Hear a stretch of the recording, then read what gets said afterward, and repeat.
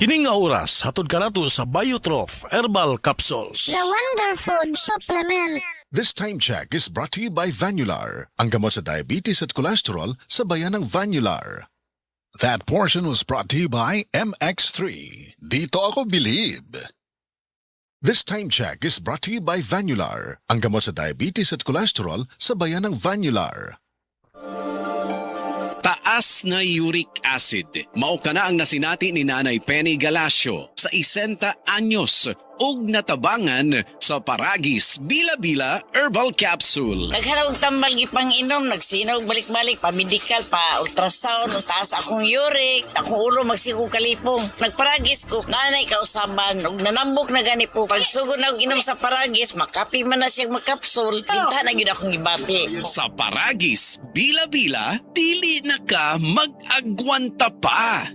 Ako si Radyoman Benzi Tanghian, kining balita hatod ka nato sa Paragis Bila-Bila Herbal Capsule na ilhan isip herbal nga kapsula nga makatabang og daghang benepisyo sa kalawasan. Mao kini ang all-in-one nga herbal. Makahatag og kaayuhan sa ato ang mga selula sa lawas, makatarong sa nindot nga flow ug limpyuhan ang imuhang dugo nga modagkayday sa ato ang kasing-kasing. Alang sa kompleto nga kombinasyon, gamita lang ang Paragis Bila-Bila Plus Herbal Capsule. Paragis Bila-Bila Herbal Capsule na uban sa pagpangapi sa Paragis Bila-Bila Herbal Coffee ug ang haplas sa Paragis Bila-Bila Liniment Oil. Gama sa GFMQ Marketing. Sa Paragis Bila-Bila, dili na ka mag-agwanta pa. Sa dugang kasayuran, tawag lang sa 0935-641-0261. Ang Paragis Bila-Bila mapalit sa Didings Pharmacy sa Manalili Street, Cebu City. Bestway Pharmacy sa Mandawi City. Healthway Pharmacy. JV Butika sa Cebu, Mandawi, Liloan o Osmeña Boulevard. Mapalit usab sa JY Pharmacy sa 32 Osmeña Building, Osmeña Boulevard, Cebu City. Mga kasama, dapiton ko kamo sa pagpaminaw, sa makalingaw ug makahatag og pagtulunan nga drama nga naguluhang Himayang Nahunlak. Matag alas 8 hangtod sa alas 8:30 sa gabi, Lunes hangtod sa adlaw Sabado. Maminaw ta dinhi lang sa DYHP RMN Cebu. Said Living Testimonies. Ang Sad Panyawan Coffee Mix na pamatudan ng makatabang sa pagkubo sa imong high blood pressure. Ako, puriba ko ana, ang Kalin Panyawan Coffee, akong ginimintin kay high blood ako, lakong tila, kay mababa man ang imong lipid. Jaime Verano, nag-inom sa milagrosong kape sa Sad Marketing, ang Sad Panyawan Coffee Mix, ug siya natabangan. Sigurado gina, kung taas imong lipid, mababa na iya. Jaime Verano. Living Testimonies. Said Living Testimonies. Ang kapikas ni Jaime Verano adunay goiter. Dako na kini og makapalisod na sa pagtulon. Ako nga tawag na waiter, po na to siya. Din tapos, nakalungog ko sa istorya ng Panyawan Capsule. I-try na ko. O niya, tinuol magig siya di ay. Ang Sad Panyawan Plus Mangustin makatabang sa pagpahiyos sa naghubag nga goiter tungod sa gahom sa mangustin nga taas sa antioxidant level. Pag hikas niya siya tutundan, wala naman. Living Testimonies. Mga igala, may adlaw ka natong tanan! Kini si Kuya Gulyat ninyong adunay na ilhan nga lamian kaayong tabliya, ang Don Pepe Tabliya. Sa kaubot ng kalami, walay mudili, sa Don Pepe nga tabliya, kini mao'y paborito. Mag Don Pepe. Don Pepe Tabliya, sarap ni Bay! Kung makatilaw ka, magpangita ka! Damay, sukang puti, sasuan mo panam. Kamel, sukang puti, maunag yun imong mapili. Kamel, sukang puti, sasuan mo palami. Kamel, sukang puti, anita na ang sikreto. Ang sikreto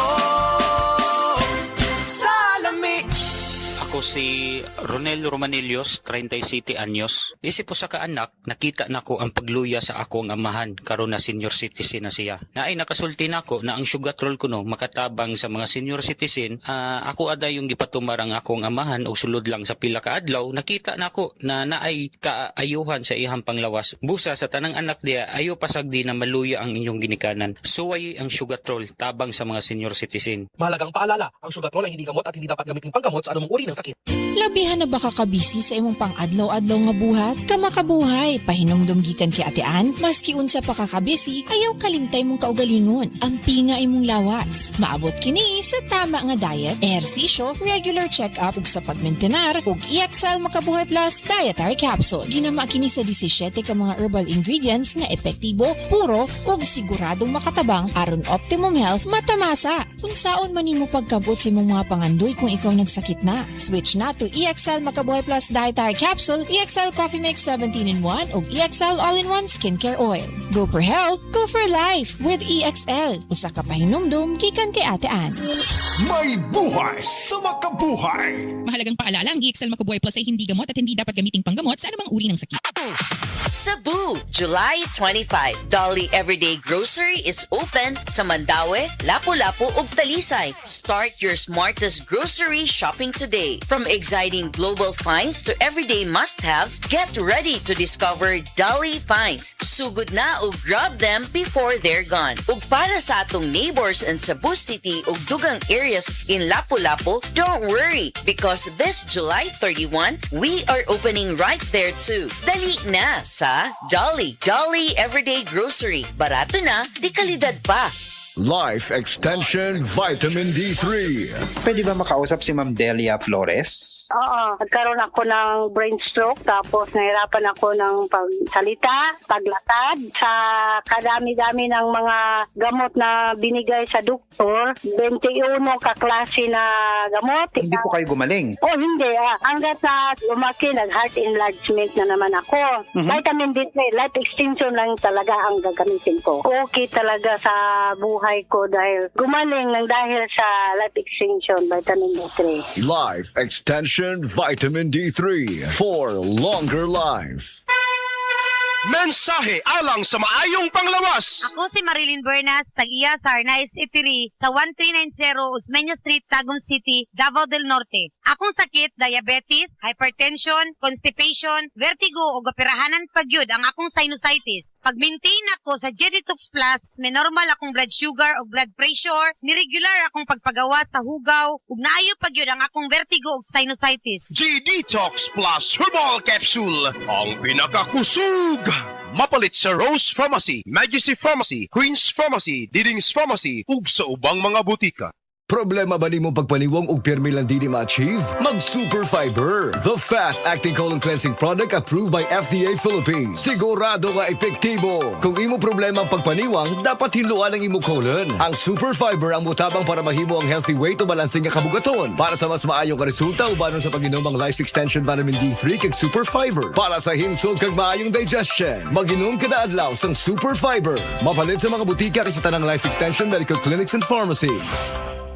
Gusto ba ni mo kape pero ga-worry ka kay basig dili ka katog? Don't worry! Available na ni sa mga butika ang Vita D Plus Coffee Mix nga na ay Vitamin D3 nga makatabang improve sa imuhang pagtug. Ang Vita D Plus Coffee Mix na may reishi mushroom ug mangosteen fruit extract. Vita D Plus Coffee Mix, may kape na ka, may Vitamin D3 pa ka.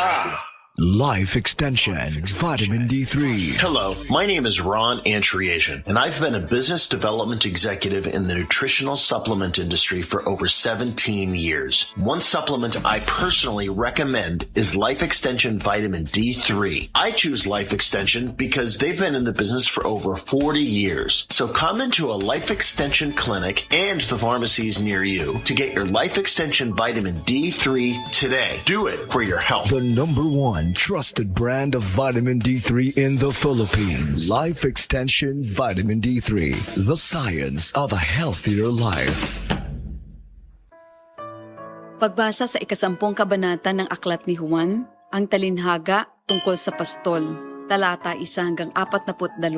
Pakatandaan ninyo, ang pumapasok sa kulungan ng mga tupa nang hindi sa pinto nagdaraan kundi umaakyat sa di dapat pagdaanan ay magnanakaw at tulisan. Ang tunay na pastol ay sa pintuan nagdaraan. Pinapapasok siya ng gwardya at pinapakinggan ng mga tupa ang kanyang tinig.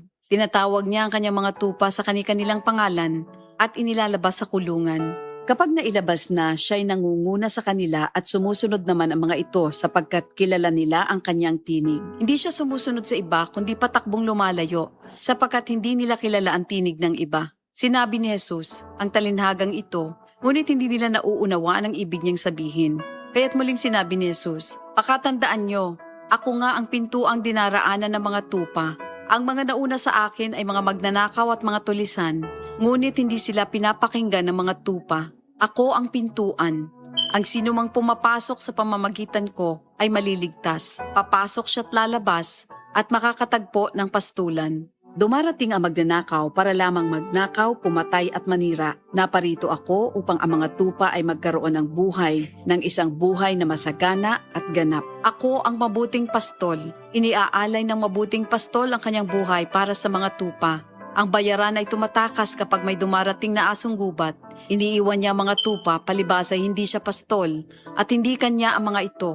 Kaya't sinusunggaban ng asong gubat ang mga ito at binubulabog. Tumatakas siya, palibas ay bayaran lamang at walang malasakit sa mga tupa. Ako nga ang mabuting pastol, kung paanong kilala ko ng Ama at siya kilala ko, gayon din naman kilala ko ang aking mga tupa at ako'y kilala nila. At iniaalay ko ang aking buhay para sa aking mga tupa. Mayroon akong iba pang mga tupa na wala pa sa kulungang ito. Kinakailangan sila'y ipasok ko rin at papakinggan naman nila ang aking tinig. Sa gayon magiging isa na lamang ang kawan at isa ang pastol.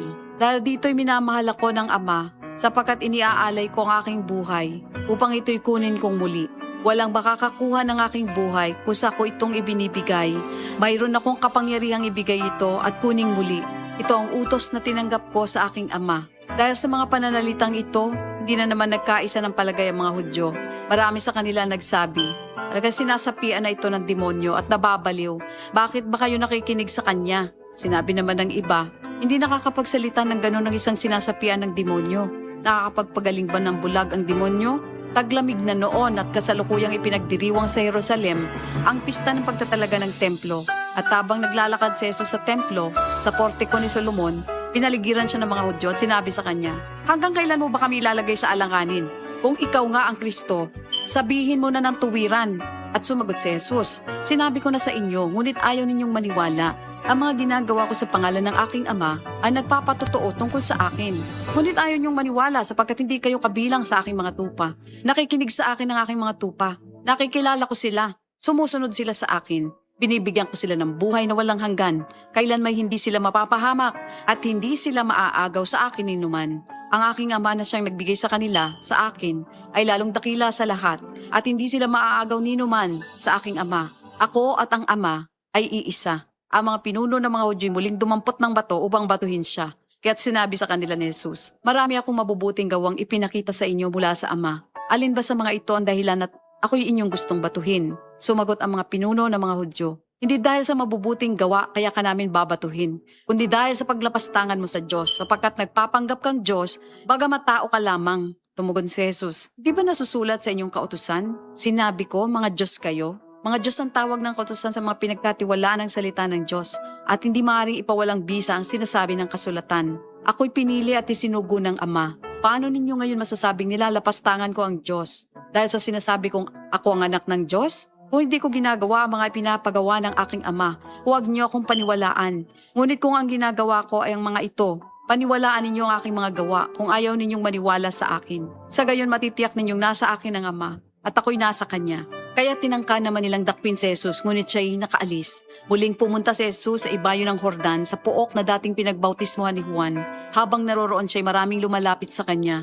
Sinasabi nila, si Juan ay walang ginawang himala, ngunit totoo ang lahat ng sinabi niya tungkol sa taong ito. At doon, maraming sumampalataya kay Jesus. Ito ang salita ng Diyos.